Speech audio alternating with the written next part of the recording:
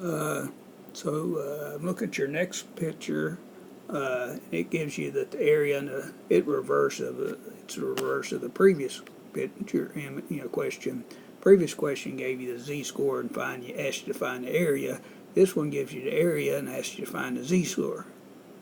So again, you can use technology to answer this question. I'm just using table 4 in the back of in the appendix of the book. This came from.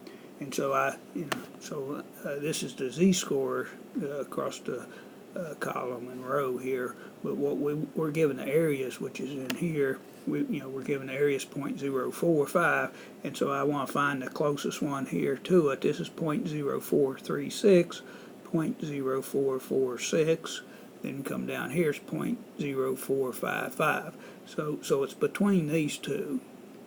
It's between the this it's between 0.0446 is less than our 0.045, which is less than our 0.0455. So what we're looking for is between these two numbers here, and we're supposed to pick the one that's closest to. And let's see, it would be what, if you subtracted these two, it'd be 0.0005. If you subtracted these two, it would be would be 0.0004. So it's a little bit closer to this one. If you subtract these two, it's a little closer to this one than it is the other one. So you're supposed to pick out the one it's closest to, which would be this guy here.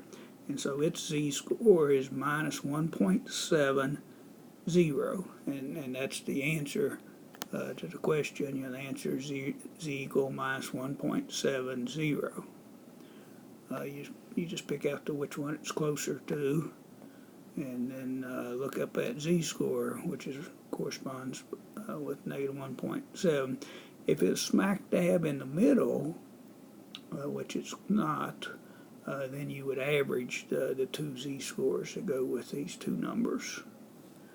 I hope that helps.